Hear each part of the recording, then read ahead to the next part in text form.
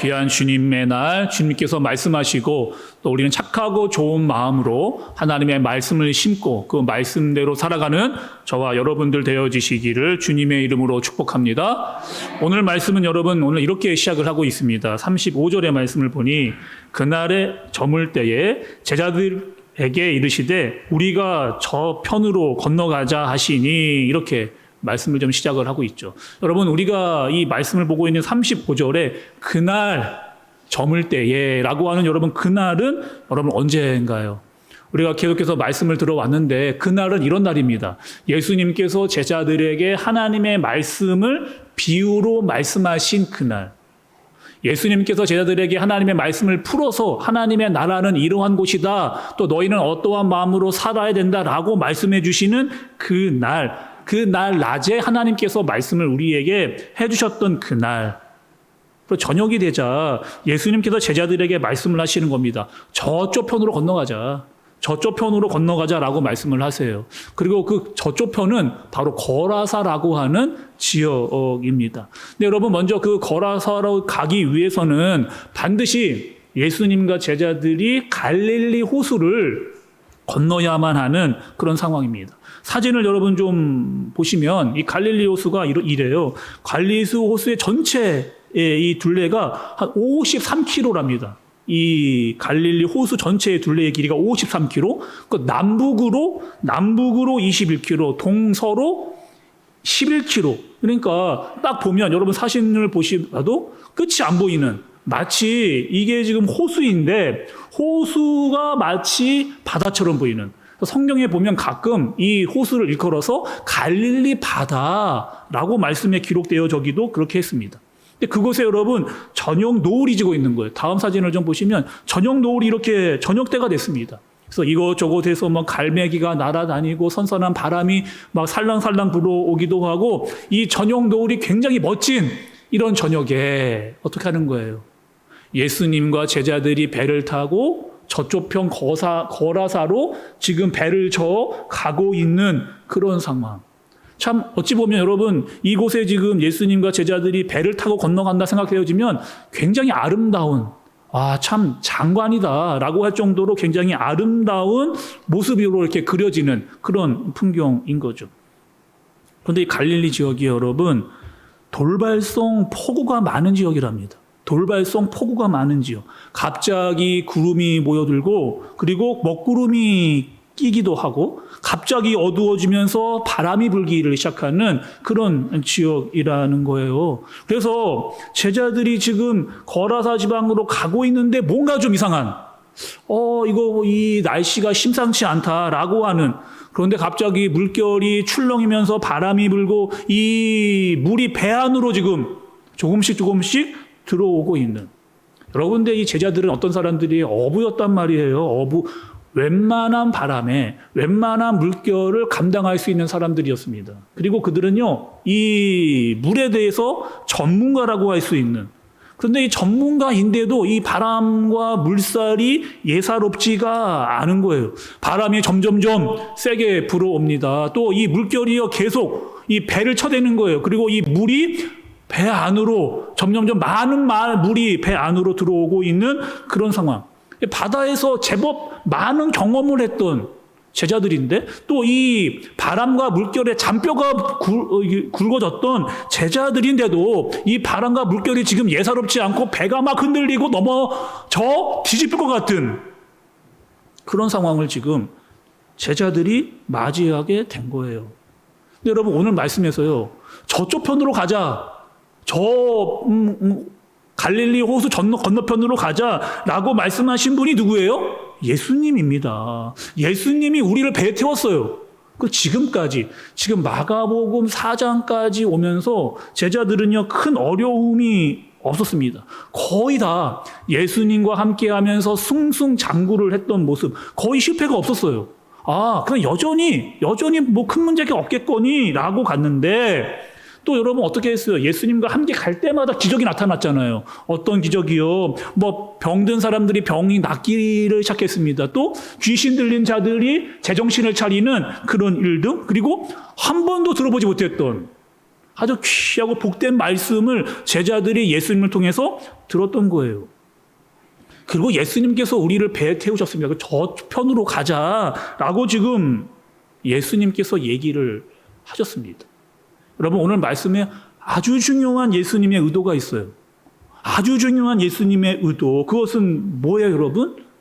낮에는 하나님의 말씀에 대해서 이론에 대한, 하나님의 나라는 이런 것이구나라고 하는 것은 이론에 대한 말씀을 이야기를 하셨다면, 이제 예수님께서 이것도, 이 저녁 또한, 이 바다로 건너가는 것 또한 예수님의 가르침의 훈련의 연속선상에 있었다라고 하는 사실입니다.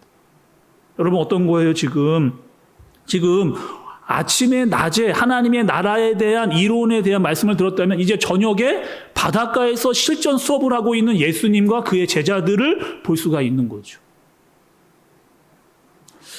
언젠가 저는 여러분 올림픽 때였던 것 같아요. 올림픽 때 그 양궁 선수들이 이렇게 훈련하는 모습을 봤습니다. 여러분 아시죠? 우리나라가 그 양궁이 세계 최고의 수준이잖아요. 그래서 이 올림픽에 나가서 금메달을 따는 것보다 선수들이 이렇게 이야기합니다. 그러니까 올림픽에 나가면 무조건 금메달을 따는데 올림픽에 나가는 것보다 더 힘든 게 있다는 거예요. 어떤 거냐 그랬더니 우리나라 대표 선수가 되는 게 올림픽에 나가서 금메달을 따는 것보다 더 힘들답니다. 그래서 이 선수들이 이 대표로 선발이 되어지면 굉장히 혹한, 굉장히 강력하고 극심한 훈련을 이들이 받는 거예요. 뭐 체력 훈련 이런 거는 말할 것도 없고, 또 이 양궁에서 가장 중요한 게 여러분 있다 하네요. 이 양궁에서 가장 중요한 것, 양궁 선수들이 가장 중요하게 여기는 게 뭐냐? 이 멘탈. 이 멘탈이 굉장히 중요하다는 거예요. 그래서 어떠한 상황에 있다 할지라도 집중력을 극도로 발휘하는 거죠. 그래서 어떤 상황에 있다 할지라도 그 관여판을 보고 정확하게 뚫어져라 집중해서 화살을 쏠 수 있는 그 집중력의 필요가 이 양궁 선수들에게 필요하답니다. 첫 번째는요, 이 집중력이 굉장히 필요하다는 거예요. 양궁 선수들에게. 두 번째는 뭐냐? 마음의 안정이 필요하답니다. 그러니까 마음이 안정이 돼야 호흡이 안정되기 때문에 화살을 쏠 때 흔들리지가 않는 거죠. 그래서 양궁 선수들이 어떤 훈련을 하느냐? 그리고 TV에서 이렇게 보여주는 것을 제가 좀 봤는데 이렇답니다. 어떻게 훈련을 하느냐? 비바람이 막 몰아쳐요. 여름에 홍수, 우리 왜 이렇게 비가 많이 오는 그때 비가 엄청나게 오는데 그 속에서 양궁 선수들이 훈련을 합니다. 비바람을 맞으면서 훈련을 그렇게 하는 거죠. 또 대형 스피커들, 경기장이요 대형 스피커들을 갖다 놨어요. 그리고 소리를 막 틀어댑니다. 어떤 소리? 막 응원 소리, 또 어떤 때는 막 이 야유 소리, 막 이런 소리를 막 틀어놓고요. 그리고 그 비바람이 치는 곳에서 화살을 당기는, 계속해서 훈련을 하는 거예요. 어떤 훈련이에요? 그러니까 본래 그 올림픽에 나가서 실전보다 더 센 훈련, 어떠한 상황 가운데서 정확하게 활시를, 광역을 보면서 쏠 수 있는 그런 훈련을 하는 거죠. 그리고 어떠한 상황이 있다 할지라도 마음에 안정감을 찾아서 호흡이 흔들리지 않고 정확하게 화살을 쏠 수 있는 그런 훈련을 하는 겁니다. 여러분, 이 훈련이요, 지금 말씀을 보니까 마치 예수님이 제자들에게 가르치고 있는 훈련과 똑같아요. 바람이 불었습니다. 광풍. 어머나 엄청 거센 바람이 불러오는 거예요. 배가 흔들리고 있습니다. 배 안으로 물이 들어오고 있어요. 여차 잘못하면 우리가 어부임에도 불구하고 지금 배가 뒤집힐 수도 있는 그런 상황. 제자들도 난리가 났어요. 이거 어떻게 해야 되느냐. 막 흔들리는 이 배 가운데서 예수님이 그들에게 가르쳐주고 싶은 훈련은 무엇이었느냐. 그 상황 가운데 뭐 하라는 거예요? 예수 그리스도를 보라는 거예요. 그 예수 그리스도를 집중해서 그분을 바라보면 너희의 마음 가운데 뭐가 있다는 거예요? 평안이 너희에게 있다라고 하는 이 사실을 예수님께서 훈련을 통해서 그들에게 알려주시려고 하는 목적이 있는 겁니다. 여러분, 우리가 예수님을 알면, 그러니까 예수님을 알면 알수록 예수님에 대한 마음의 신뢰가 더 많아집니다.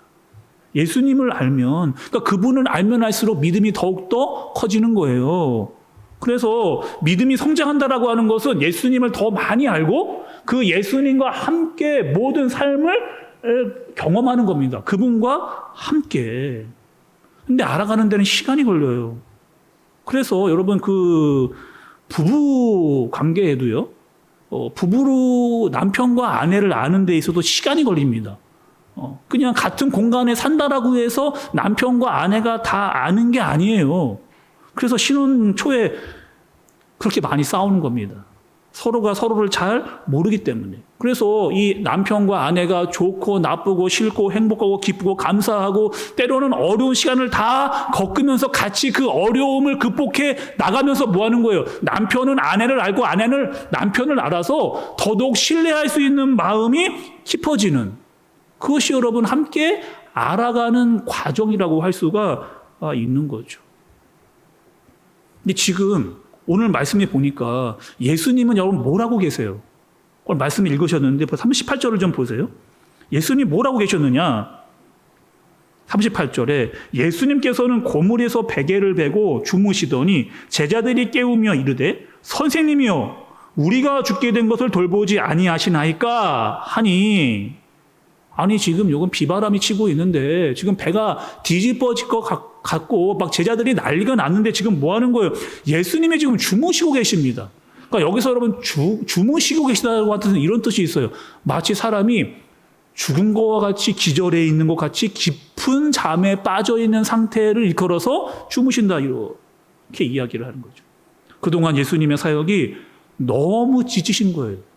이 땅에 인간의 육신으로 오신 예수님께서 그동안의 사역이 너무나 고나셨습니다. 그리고 지금 완전히 너무나 힘이 들어서 완전히 골아 떨어져 있는, 그러니까 머리 들 곳 없이 계속해서 많은 사람을 만나시고 고치시고 또 치료하시고 전도하시고, 그래서 눕자마자 그 배가 출발하자마자 예수님이 그 피곤에 못 이겨서 바로 지금 잠에 골아 떨어져 계신 예수님이 말씀에 나타나고 있는 거죠.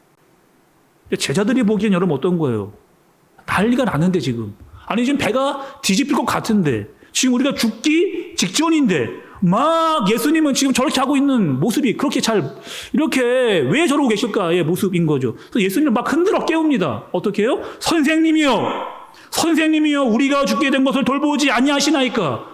아니 지금 때가 어느 때인데 배가 지금 뒤집어서 난리가 나게 생겼는데 선생님, 아니 우리 같으면 주는 그리스도시요 살아계신 하나님의 아들이십니다 막 이렇게 막 마음에 막 진정어린 막 고백을 할 것 같잖아요. 근데 지금 제자들은 예수님을 뭐라고 불러요?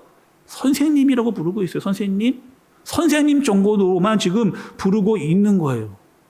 뭐예요, 여러분? 우리를 그냥 인도해 줄 만큼의 멘토, 우리를 가르쳐 줄 수 있는 랍비, 선생님 정도로만 지금 제자들이 예수님을 보고 있어요. 거기다가요, 원망과 서운함이 섞여 있는 겁니다.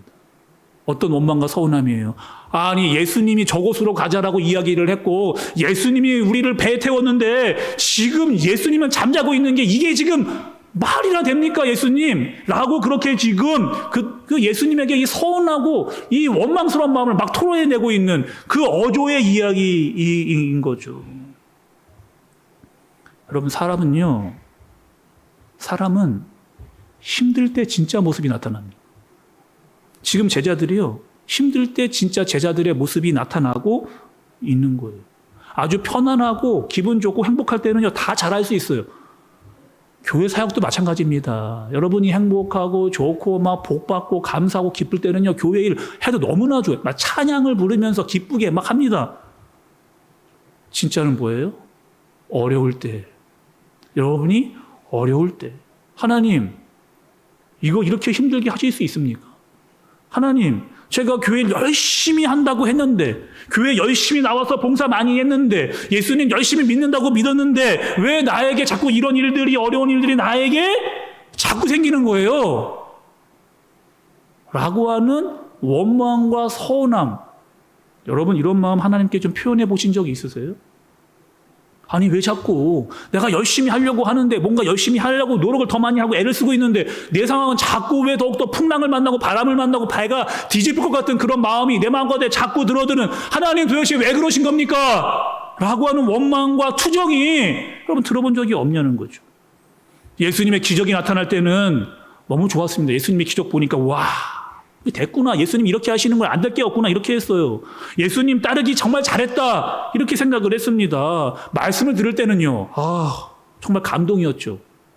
하나님 이렇게 나에게 말씀하시는구나. 막 알수록 깨달아지고 그 막 지식의 폭이 넓어지고 막 행복한 마음이 막 들었습니다. 그런데 풍랑이 몰아치니까, 내 인생에 풍랑이 다가오니까 내 안에 서러움, 내 마음의 섭섭함, 원망이 예수님께 그대로 표출되어지는 제자들의 모습이 혹 우리의 모습과 많이 닮아 있는 거죠.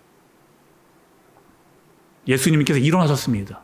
그들이 깨우는 소위에 그분이 일어나셨어요. 그리고 바람과 바다에게 잠잠하고 고요하라 라고 예수님께서 그렇게 명령을 하신 거예요. 여러분 말씀 보니까 명령입니다. 하라! 그렇게 하라! 라고 하는 명령이고 강조이고, 창조주 하나님의 권위로 그 모든 것들을 잠재우시는 예수님의 모습을 볼 수가 있는 겁니다. 그리고 그 모습을 보면서 제자들이 자기네끼리 하는 얘기가 있어요. 아니, 저분이 도대체 누구이기에, 저분이 도대체 어떤 분이시기에 저 정도의 능력이 있으신 분이었어? 라고 자기들끼리 이야기를 하는 거죠. 여러분, 오늘 말씀에 아주 중요한 핵심이 있어요. 예수님이 제자들을 어떻게 보고, 제자들이 예수님을 어떻게 보고 있냐입니다. 제자들이 예수님을 어떻게 보고 있느냐. 그저 선생님으로만 본 거예요, 제자들은. 선생님으로만. 도대체 저분이 어떤 분인가? 라고만 그들은 생각을 했습니다. 그러나 오늘 말씀은 정확하게 예수 그리스도가 누구신지, 그분에 대한 정체성에 대해서 말씀이 우리에게 분명하게 알려주고 계시는 거죠. 여러분이 너무나 잘 아시는 말씀 중에 여러분 다윗과 골리앗 이야기 아시죠? 다윗과 골리앗. 요즘에 새벽 말씀이요, 이 다윗에 대한 이야기예요. 그리고 다윗과 골리앗에 대한 이야기를 지난 주간 말씀 중에 말씀을 살폈습니다. 제가 그 다윗과 골리앗의 말씀을 준비하고 말씀을 전했는데, 오늘 말씀에 등장하는 이 풍랑이, 잘 여러분 들어보시죠. 오늘 말씀에 등장하는 이 풍랑이요, 제가 말씀을 전했던 그 골리앗과 오버랩, 똑같이 매칭이 되는 거예요. 왜 그러느냐, 잘 들어보시죠. 다윗이요, 전쟁터에 갔습니다. 전쟁터에. 근데 그 전쟁터에요, 내가 골리앗과 싸우러 가야지? 이렇게 가질 않았어요, 다윗은요. 다윗은 그냥 갔습니다. 왜? 아버지의 심부름을 통해서 그 형들에게 먹을 거를 갖다 주러서 그냥 갔어요, 그냥 갔는데, 거기서 누굴 만난 겁니까? 골리앗을 만나게 되는. 여러분, 제자들도요, 예수님이 타라고 했어요. 내가 타려고 한 게 아니야. 내가 절로 가자가 아니라 예수님이 타라고 했기 때문에 탔어요. 갑자기 풍랑을 만나게 된 겁니다. 이스라엘 백성들 전부 다, 그 전쟁터에 있었던 모든 군사들이 어떻게 본 거예요? 골리앗이 너무 커 보이는 거예요. 도저히 우리는 이길 수 없다라고 여길 만큼 그 골리앗이 너무나 커 보였습니다. 거기다 칼과 창과 단창으로 완전히 무장하고 있는, 그리고 골리앗이 조롱하는 거죠.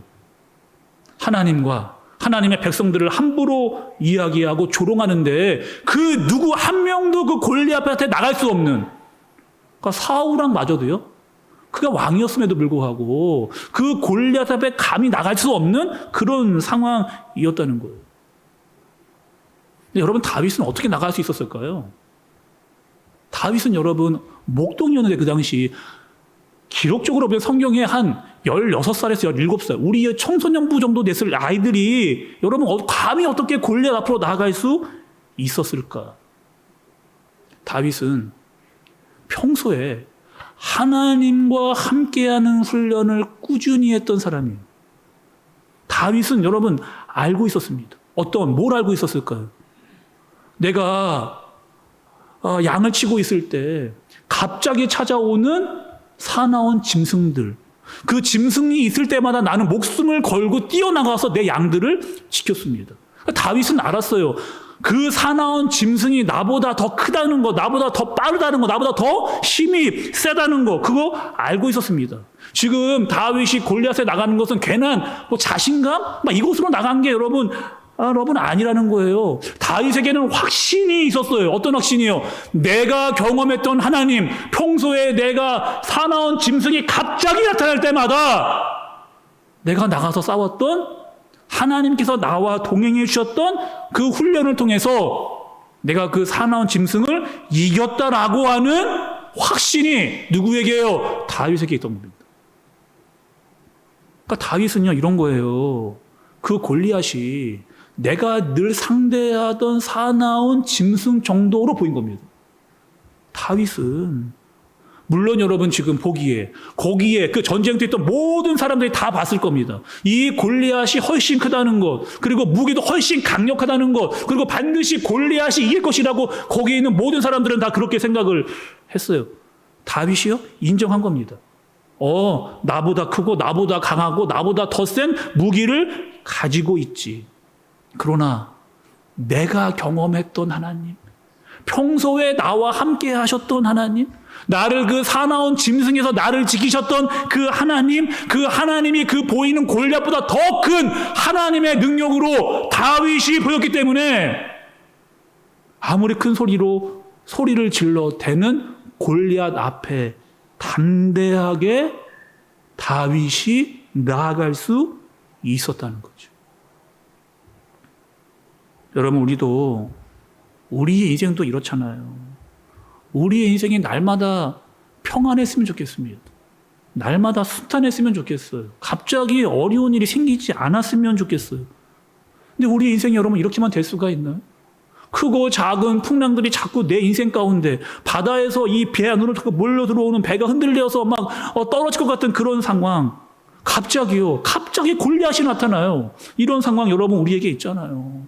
어떤 분들은 그 풍랑이 부부관계에서, 또 누구는 부모와 자식 관계에서, 누구는 이 돈의 문제 때문에 이 풍랑이 막 강력하게 불어오는 거예요. 어떤 분은 갑자기 큰 병을 만나서 마음이 감당할 수 없는, 배가 막 뒤집어 같은 마음이, 혼란한가 마음이 우리 가운데에 들어올 때, 여러분 그 풍랑을 만날 때, 그 골리앗을 만날 때 여러분은 어떠한 마음으로 하나님을 바라보냐는 거죠. 하나님 왜 이러십니까? 내가 지금 열심히 하고 있는데 왜 자꾸 나에게 이런 바람과 풍랑을 나에게 주자고 힘든 일을 당하게 하시는 거예요. 원망과 불평과 서운함을 하나님께 여러분 마구막 표현하고 계셔요?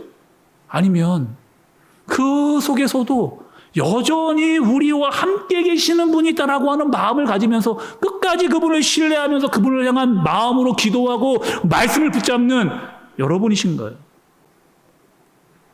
오늘 말씀에서 이 마가복음의 이 본문에서 이 마가는요 정확하게 이야기해 주는 거예요. 예수님이 어떤 분이신가? 바람과 파도조차도 잠잠케 할 수 있는, 그것을 능히 모든 능력으로 감당하실 수 있는 분이 바로 이 창조주 예수 그리스도라고 하는 사실을 말씀을 통해서 드러내 보이시는 거예요. 그리고 그 예수님은 풍랑도 골리앗도 잠잠하게 만들 수 있는 그런 분이라는 거죠. 말씀 준비하다가 여러분 떠올랐던 찬양이 있어요. 우리 인생이 날마다 순탄한 강과 같으면 좋은데 큰 풍파가 우리에게도 올 때가 있잖아요. 내 평생에 가는 길 순탄하여 늘 잔잔한 강 같든지, 큰 풍파로 무섭고 어렵든지 나의 영혼은 늘 편하다. 내 영혼 평안해. 내 영혼 편안해. 주님과 함께 할 때 이런 평안이 있는 거죠.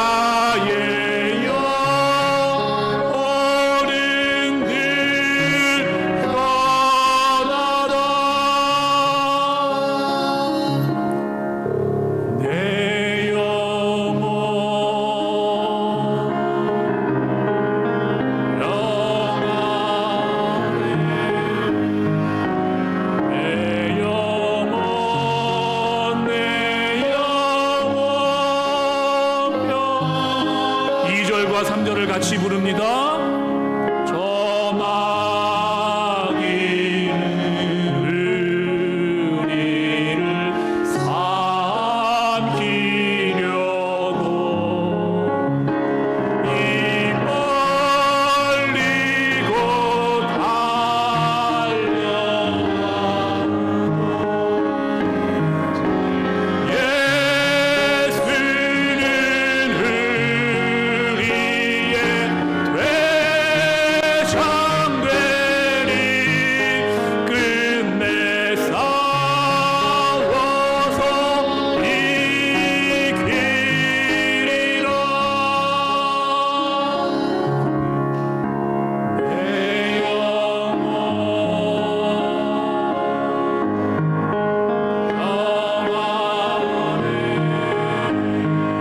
영혼 평안해.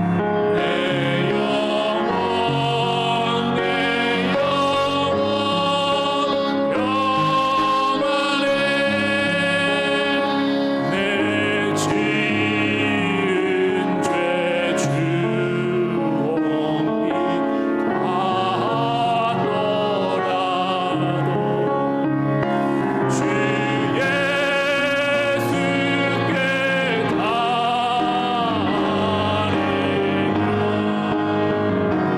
그 십자가 피로써 다시 세상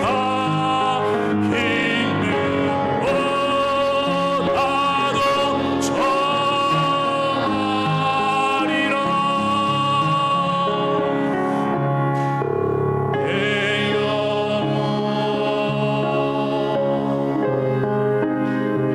나도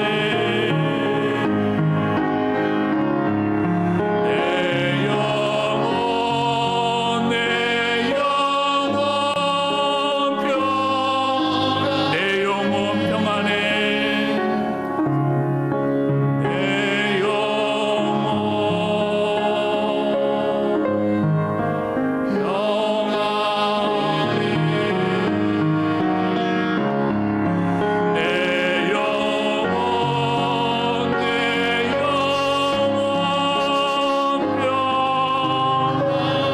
영혼 여러분, 말씀 구석구석에서 이렇게 이야기를 하세요.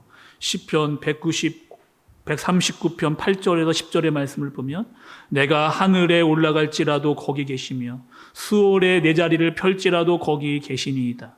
내가 새벽 날개를 치며 바다 끝에 가서 거주할지라도 거기서도 주의 손이 나를 인도하시며 주의 오른손이 나를 붙드시리이다.